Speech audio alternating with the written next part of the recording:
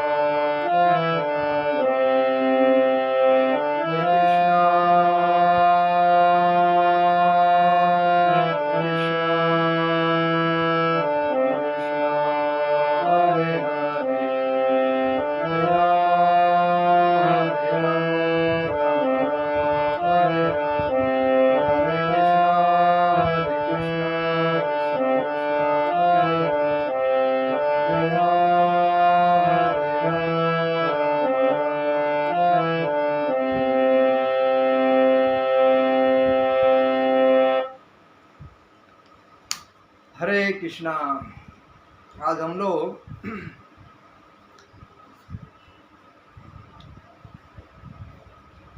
चर्चा करेंगे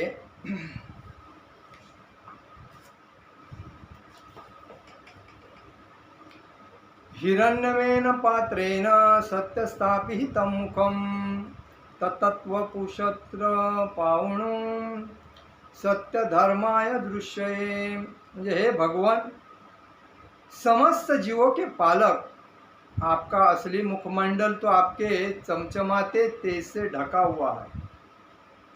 कृपा करके इस आवरण को हटा लीजिए और अपने शुद्ध भक्तों को अपना दर्शन दीजिए। इसका तात्पर्य यह है कि श्रील प्रभुपाद जी तात्पर्य में लिखते हैं, भगवद गीता में 14वें अध्याय में 27वां श्लोक में भगवान के अपने साकार स्वरूप के देदीप्यमान तेज को भगवान इस प्रकार वर्णन करते हैं।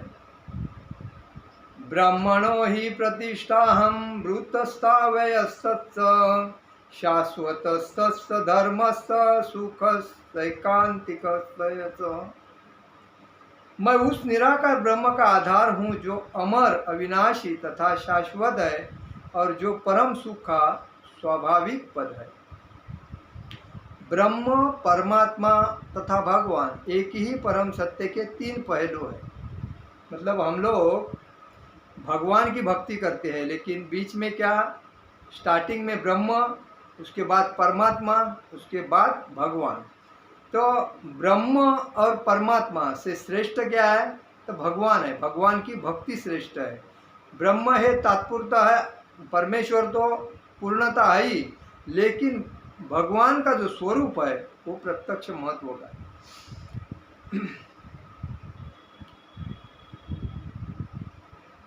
एक ही परम सत्य के तीन पहलू है। ब्रह्म ऐसा पहलू है जो आरंभ करता व्यक्ति के लिए सहज है। परमात्मा स्वरूप उनके द्वारा अनुभव गम्य होता है, जिन्होंने और आगे प्रगति कर ली है। और भगवान साक्षात्कार तो परम सत्य की चरम अनुभूति है। इसकी पुष्टि भी भगवद गीता में 7वें अध्याय में 7वें श्लोक में दी गई है कि जहाँ पर भगवान कृष्ण यह कहते हैं कि वे परम सत्य की चरम धारणा है। मता परंतरः ज्ञानतः अंतः कृष्ण ब्रह्म ज्योति और सर्वव्यापी परमात्मा दोनों के सूत्र है। कृष्ण भगवान आगे कहते हैं, अथवा बहुन हितेन कि ज्ञानेन तव अर्जुन विष्टभ्याहमीद कृष्ण मेकाशेन स्थितो जगत। मतलब लेकिन भगवान अर्जुन को क्या बोलते हैं, लेकिन हे अर्जुन, इस सारे विशद ज्ञान की क्या आवश्यकता है। मैं अपने एक अंश मात्र से इस समग्र ब्रह्मांड में व्याप्त होकर इसको धारण करता हूँ। इधर खाली एक अंश मात्र से ही समग्र ब्रह्मांड में व्याप्त होकर धारण करता हूँ। इस तरह अपने एक श्वास सर्वव्यापी परमात्मा स्वरूप से भगवान संपूर्ण भौतिक विराट सृष्टि का पालन करते हैं। साथ ही वे आध्यात्मिक जगत में भी जो कुछ व्यक्त है उसके पालन करता है। अतएव श्री ईशोपनिषद के इस श्रुति मंत्र में भगवान को पुषण अर्थात चरम पालक के रूप में संबोधित किया गया है। पूर्ण पुरुषोत्तम भगवान श्री कृष्ण सतत दिव्य आनंद के पूरित है। आज से 5000 वर्ष पूर्व जब वे भारत के वृंदावन में विद्यमान थे तो वे सदैव दिव्य आनंद में निमग्न रहे और यहाँ तक कि अपनी बाल लीलाओं के आरंभ से ही वे वैसे थे। अघासुर, बकासुर, पुतना तथा प्रलंबासुर जैसे अनेक असुरों का वध उनके लिए आनंददायक क्रीड़ा थी। वृंदावन के ग्राम में उन्होंने अपनी माता, भ्राता तथा मित्रों के साथ आनंदपूर्ण लीलाएं की और जब वे चपल माखन चोर की भूमिका निभा रहे थे तो उनके सारे संगी उनकी इस चोरी का दिव्य आनंद लूट रहे थे। माखन चोर के रूप में भगवान का यह उपलब्ध के योग्य नहीं है, क्योंकि माखन चुराकर भगवान अपने शुद्ध भक्तों को आनंद प्रदान कर रहे थे। भगवान ने वृंदावन में जो कुछ भी किया वह सब उन्होंने अपने संगियों को आनंद प्रदान करने के लिए किया। भगवान ने ये लीलाएं उन शुष्क मनोधर्मियों तथा तथाकथित हठयोग के उन कलाबाजों को आकृष्ट करने के लिए की जो परम सत्य की खोज करना चाहते हैं।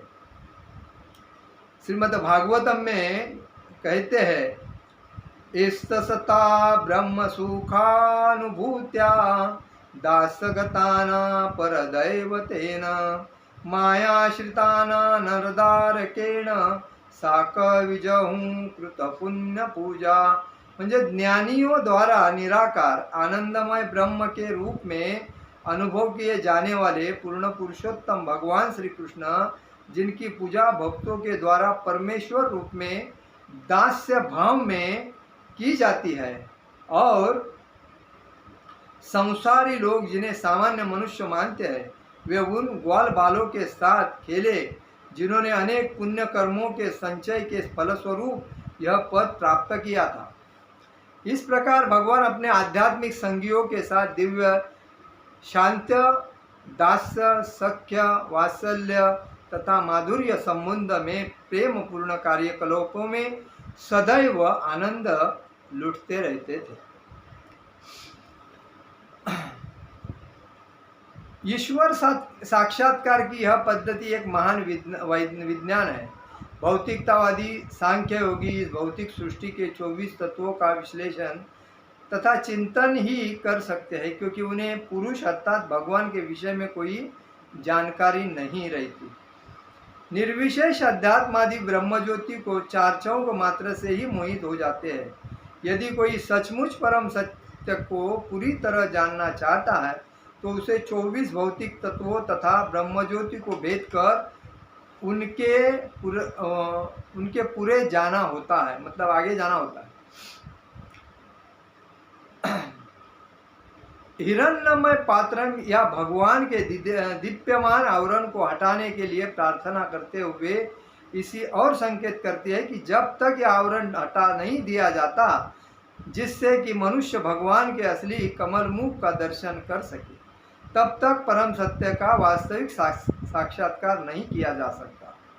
परमात्मा स्वरूप पूर्ण पुरुषोत्तम भगवान के 3 स्वांश विस्तारों में विष्णु तत्व में से एक है, जिन्हें सामूहिक तौर पर पुरुष अवतार कहा जाता है। इन विष्णु तत्वों में से एक जो कि ब्रह्मांड के भीतर स्थित होता है, उसका नाम क्या है? क्षीरोदक शाही विष्णु के नाम से वो जाने जाते हैं। वे 3 प्रमुख देवों को ब्रह्मा विष्णु तथा शिव के विष्णु हैं। कौन? क्षीरोदक शाही विष्णु एक इसके है, ब्रह्मा जी विष्णु तथा शिव ये तीनों के विष्णु हैं। और प्रत्येक जीव में सर्वव्यापी परमात्मा स्वरूप में क्षीरोदक शाही विष्णु ब्रह्मांड में है। और दूसरे विष्णु तत्व है गर्भोदक शाही विष्णु, समस्त जीवों के भीतर का सामूहिक परमात्मा। जितने जीव है उसके अंदर जो परमात्मा स्वरूप जो आत्मा है वो कौन है? वो गर्भोदक शाही विष्णु समस्त जीवों के भीतर सामूहिक परमात्मा है। इन दोनों के आगे तीसरे कौन है? कारणोदक शाही विष्णु है, जो कारण सागर में शयन करते हैं। वे समस्त ब्रह्मांडों के दृष्टा है। योग पद्धति गंभीर जिज्ञासु को विराट सृष्टि के 24 तत्वों को लाकर विष्णु तत्व से भेंट करने की शिक्षा देती है। ज्ञान योग के अभ्यास से निर्विशेष ब्रह्मज्योति की अनुभूति करने में सहायता मिलती है, जो भगवान श्री कृष्ण के दिव्य शरीर का दैदीप्यमान तेज है। इसमें ब्रह्म संहिता में कहा गया है, यस्त प्रभा प्रभावो जगदंड कोटि कोटिश शेष वसुधादि विभूति भिन्नम तद ब्रह्म निष्कलम मन तन्मशेष भूताम गोविंदमादि पुरुषम तम भजामि। लाखों करोड़ों ब्रह्मांडों में असंख्य ग्रह है और इनमें से प्रत्येक ग्रह अपनी विराट संरचना के कारण एक दूसरे से भिन्न है। ये सारे ग्रह ब्रह्मज्योति के एक कोने में स्थित है। यह ब्रह्मज्योति उन पूर्ण पुरुषोत्तम भगवान गोविंद की केवल शारीरिक किरणें मात्र है, जिनकी मैं पूजा करता हूँ। यह ब्रह्म संहिता में परम सत्य के वास्तविक साक्षात्कार के आधार पर कहा गया है। भौतिक आवरण के उस पार आध्यात्मिक क्षेत्र में अनंत ब्रह्म ज्योति है, जो भौतिक कर्म से सर्वथा रहित है। उस तेजस्वी श्वेत प्रकाश को अध्यात्मवेत्ता सब प्रकाशों में सर्वोत्तम प्रकाश के रूप में जानते हैं। पूर्ण ज्ञान का अर्थ है कृष्ण को ब्रह्म ज्योति के मूल के रूप में जानना। यह ज्ञान श्रीमद् भागवत जैसे शास्त्रों से प्राप्त किया जा सकता है, जहाँ कृष्ण विज्ञान का विशद विवेचन हुआ है। श्रीमद् भागवतम में इसकी रचयिता श्री व्यासदेव ने स्थापित किया है कि प्रत्येक व्यक्ति भगवान की अपनी अपनी अनुभूति के अनुसार परम सत्य का वर्णन ब्रह्म, परमात्मा और भगवान के रूप में करता है। परंतु श्रील व्यासदेव यह कभी नहीं कहते कि परम सत्य एक सामान्य जीव है। जीव को कभी भी सर्वसामान्य परम सत्य नहीं मानना चाहिए। यदि जीव ऐसा होता तो फिर उसे भगवान से यह प्रार्थना करने की आवश्यकता नहीं पड़ती। निष्कर्ष यह है कि मनुष्य को परम सत्य की शक्तियाँ की जानकारी नहीं होती है, उसे निराकार ब्रह्म को अनुभूति होती है। इसी प्रकार जब किसी को भगवान की भौतिक शक्तियों की अनुभूति होती है किंतु उनकी आध्यात्मिक शक्तियों का ज्ञान नहीं रहता या अल्प ज्ञान रहता है, तो वो उसे परमात्मा का साक्षात्कार होता है। इस प्रकार परम सत्य कि ब्रह्म तथा परमात्मा दोनों ही अनुभूतियाँ आंशिक साक्षात्कार है। कोई हिरण्यमय पात्रम के हटने के पश्चात पूर्ण पुरुषोत्तम भगवान श्री कृष्ण का पूर्ण शक्ति के साथ साक्षात्कार करता है तो उसे वासुदेव सर्वम इति अर्थात मूल भगवान श्री कृष्ण जो वासुदेव के रूप में जाने जाते हैं वे सब कुछ है। ब्रह्म, परमात्मा तथा भगवान में वे भगवान मूल के समान है। ब्रह्म तथा परमात्मा उनकी शाखाएं है। भगवान की शाखाएं कौन है? ब्रह्म और परमात्मा, ये भगवान की शाखाएं थी। इसीलिए ब्रह्म ये ज्ञानी और परमात्मा ये योगी आणि भगवान हे भक्त, या तीन कॅटेगरीमध्ये गिनले जातात। तीन प्रकार के आध्यात्म आदियों का तुलनात्मक विवेचन किया गया है। निराकार ब्रह्म के उपासक ज्ञानी होते हैं, परमात्मा के उपासक योगी होते हैं और भगवान श्री कृष्ण के भक्त उपासक भक्त होते हैं। वहाँ कहा गया है कि जो ज्ञानी है अर्थात उन्होंने वैदिक ज्ञान का अनुशीलन किया है वे सामान्य सकाम कर्मियों से बेहतर है। मैंने सामान्य लोगों से थोड़ा उच्च है वो ज्ञानी। उसके बाद योगी से इनसे भी बेहतर योगी है। इन सब से योगियों में से भी पूरी शक्ति से भगवान की निरंतर सेवा करते हैं वे सर्वोच्च है। मतलब ज्ञानी और योगी से भी श्रेष्ठ कौन है? भक्त है। तो भक्त ये सर्वोच्च स्थान है, इसलिए कहा है कि भगवान की निरंतर सेवा करते हैं वे सर्वोच्च है। संक्षेप में हम यही कहते हैं कि दार्शनिक विचारक एक श्रमिक से बेहतर और एक योगी एक विचारक से बेहतर, और योगियों में से वह योगी जो भक्ति योग का पालन करता है और निरंतर भगवान की सेवा में लगा रहता है वही सर्वश्रेष्ठ है, यही बताया गया है। देखिए इसमें भगवान के तीन जो कारणोदकशाही विष्णु, शिरोदकशाही विष्णु आणि गर्भोदकशाही विष्णु, वे तीन भगवान विष्णु के जो रूप है वो इसमें बताया है। और उसके बाद हम लोग भगवान की जो भक्ति करते हैं ये भक्ति सबसे श्रेष्ठ है, क्योंकि उसकी तुलना कोई भी नहीं कर सकता है। ना योगी कर सकता है, ना ज्ञानी कर सकता है, और कोई या ज्ञानी योगी ये नहीं कर सकते हैं। लेकिन भक्ति ये सर्वश्रेष्ठ होने के वजह से उच्च है, सर्वोच्च है। कहने का मतलब है कि हम भक्ति मार्ग में आते हैं। हम भक्ति मार्ग में आने के बाद हम लोग मायावादी रहते हैं, क्योंकि माया किसे बोलते हैं कि जो हमारे पास नहीं है और उसका हम लोग लोभ करते हैं और उसके पीछे दिन रात भागते हैं, जो हमारे लिए कुछ भी नहीं है, क्षणिक सुख के लिए उसका उपयोग हम लोग लेते हैं और उसमें हम लोग अपने जीवन को आनंद मानते हैं, वही है माया। जो हमारे पास नहीं है उसके पीछे भागते हैं, वही है माया। अभी देखिए कहने का मतलब ये है कि हम लोग जन्म लेते हैं, मनुष्य जीवन जन्म क्यों मिलता है हमें? क्योंकि हम पहले जन्म में कोई अच्छा काम किया है और उस काम की वजह से हमें ये मनुष्य जीवन मिलता है।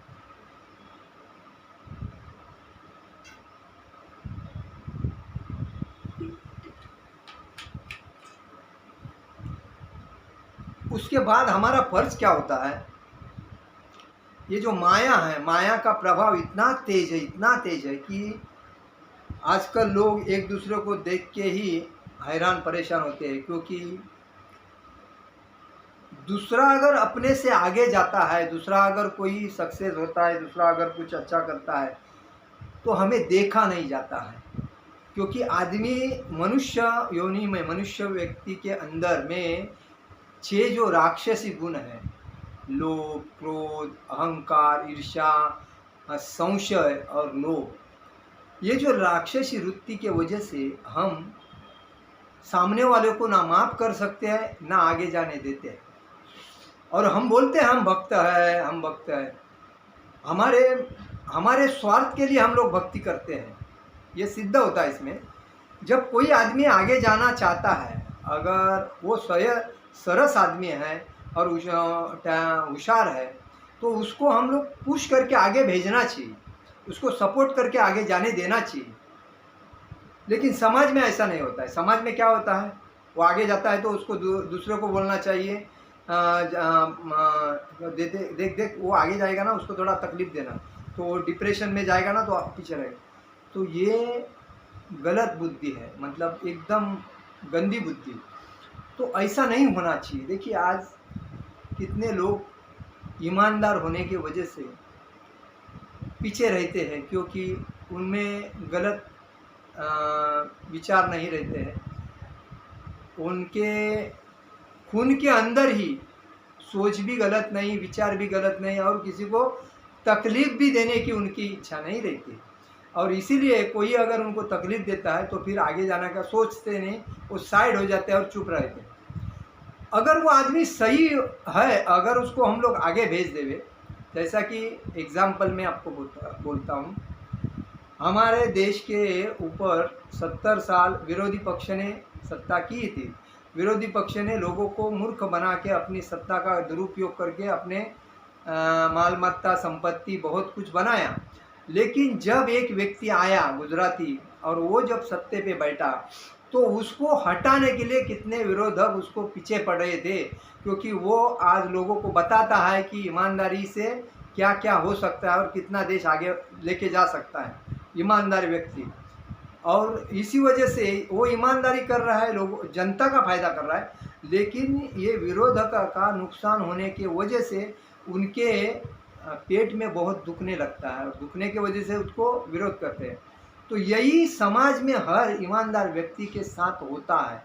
और इसीलिए ईमानदार आदमी कभी कभी हम लोग पहचानते नहीं उसको। हम लोग क्या करते हैं, अरे वो तो यार बेकार आदमी है, गलत आदमी है, उसके नाद में मत जाओ, वो बराबर नहीं। क्यों?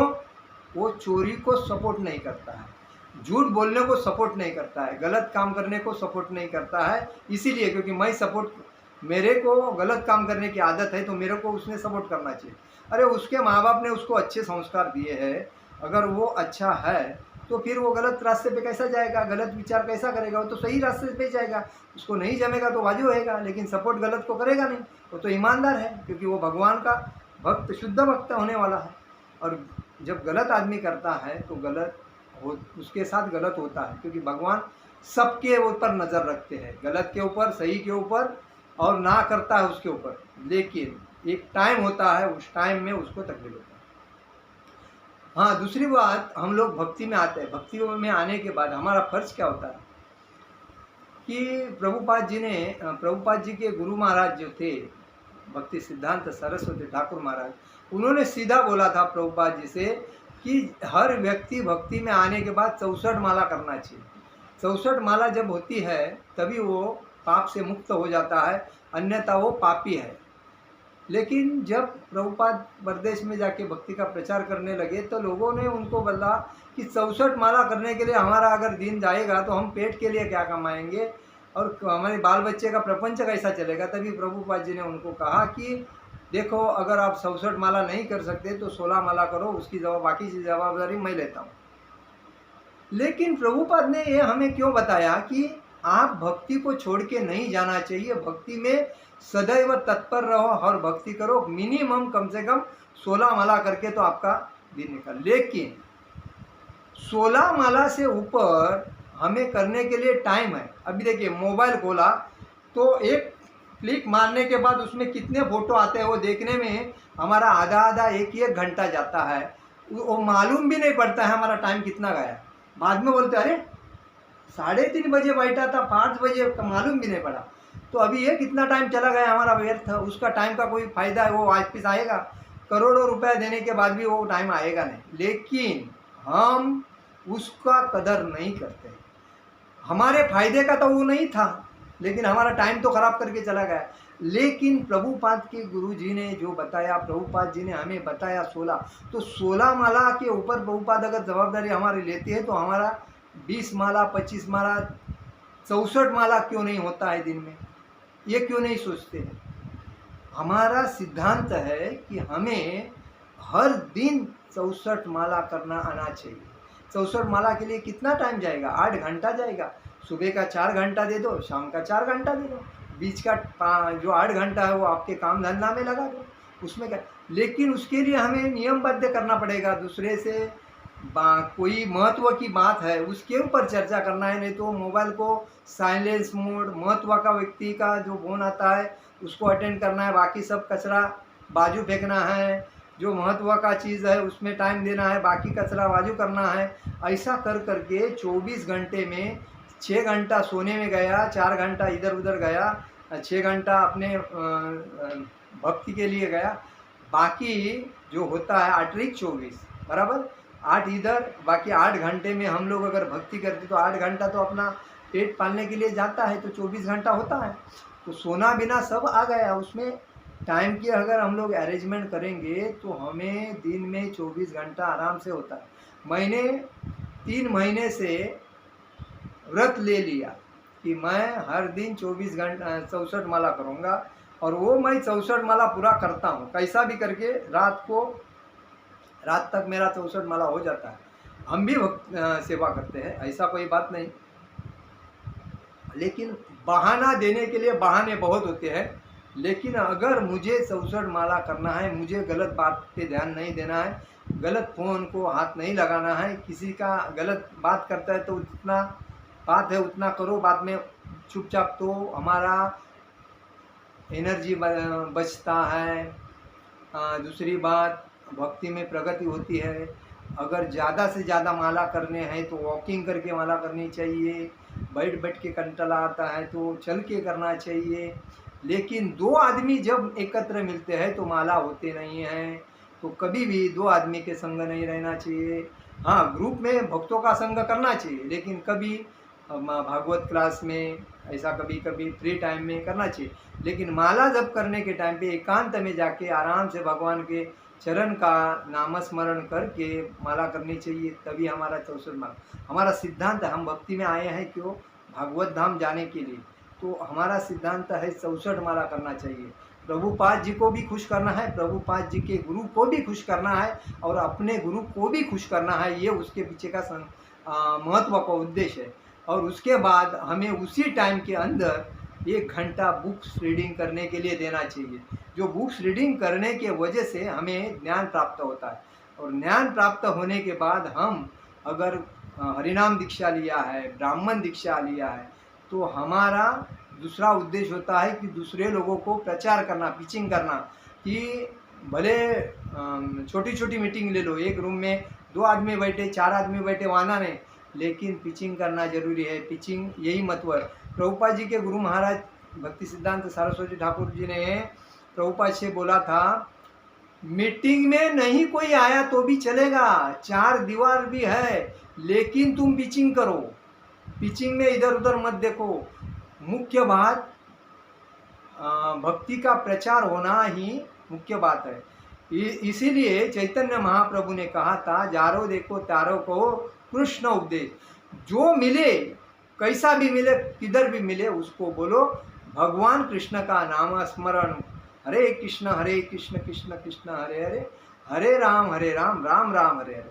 अगर कोई रास्ते में भी अपने को मिलता है तो भी हमें बोलता है हरे कृष्णा, तो अपने को भी हरे कृष्णा बोलना चाहिए। अगर वो नहीं बोलता है तो अपने को बोलना चाहिए हरे कृष्ण। तो ये सिद्धांत हमें सातत्य में अपने ब्लड में उतार के लेना चाहिए। खाली भक्त बना हूँ, सोलह मला कर रहा हूँ, प्रसाद पा के आराम से दिन निकाल रहा हूँ, तो ये गलत है। ये एक्चुअली थोड़े दिन का मामला होता है, लेकिन भक्ति में आपकी प्रगति नहीं होती है और आपको आगे जाने को नहीं मिलता। आप डिपेंडेंट हो जाते हैं, डिपेंडेंट नहीं, अनडिपेंडेंट होके, इंडिपेंडेंट होके आपको खुद को प्रचार करने को आना चाहिए। ऐसा बनना चाहिए मजबूत, तभी आप, क्योंकि देखो उत्साह से अगर काम करते हैं और मन में धैर्य रहता है तो सक्सेस होते हैं ना। हर व्यक्ति उत्साह से सक्सेस होता है, उत्साह से भक्ति करनी चाहिए। हमें सुबह हमारा टारगेट होना चाहिए कि कम से कम 3 बजे उठना चाहिए। 3 बजे उठ के हमारा काम चालू होना चाहिए। और दूसरी बात, रात को जो हम सोते हैं तो 8:30-9 बजे बिस्तर लगना चाहिए। तो 8:30 भी अगर 9 बजे भी हम सोते हैं तो 10, 11, 12, 1, 2, 3, 6 घंटा नींद होती है अपनी। तो 6 घंटा कम से कम प्रभुपाद जी बोले सोना चाहिए। तो ये बात हम अगर हमारे ब्लड में आत्मसात करके उतारेंगे ना, तो हमारी भक्ति सक्सेस हो जाएंगी और शुद्ध भक्त के रास्ते पे चलने के लिए हम आगे बढ़ेंगे। तो भक्ति में हमें कोई तकलीफ नहीं होगी, किसी का प्रॉब्लम। और मायावादी लोगों से हमें कभी भी अलग अलग रहना चाहिए। जब भी कोई मायावादी अपने पास बात करने को आता है तो उसका महत्व का बात सुनो, उसका उत्तर दे दो, साइड हो जाओ। उससे ज़्यादा मिक्सिंग हो जाएगा तो फिर लालच बढ़ेगी, पैसे की लालच बढ़ेगी, स्त्री की लालच बढ़ेगी, और को रूम की लालच बढ़ेगी, और कुछ बाइक की लालच बढ़ेगी, कार की लालच बढ़ेगी। बहुत इंद्रिय तृप्ति के लिए बहुत कुछ मार्केट में पड़ा है, तो वो सब सामने आता है। कोई पैसे वाला मिलता है, कोई, तो इन लोगों से अलग रह के अपना काम करेंगे तो ही शुद्ध भक्ति की तरफ जाना। हमें शुद्ध भक्त बन के भगवत धाम जाना है। हमें वापिस पुनरत जन्म पुनरत मरण ये चक्र में फंसना नहीं है। और इसीलिए कहा गया है कि भगवान की भक्ति जो शुद्ध मन से करता है वही योगी और ज्ञानी से भी भक्त सर्वोच्च है, सर्वश्रेष्ठ है। हरे कृष्ण कृष्ण कृष्ण हरे हरे, हरे राम राम राम हरे हरे। जगत गुरु शिल प्रभुपाद महाराज की जय, परम पूज्य लोकनाथ स्वामी महाराज की जय। निताई गौर प्रेमानंदे, हरि हरि बोल।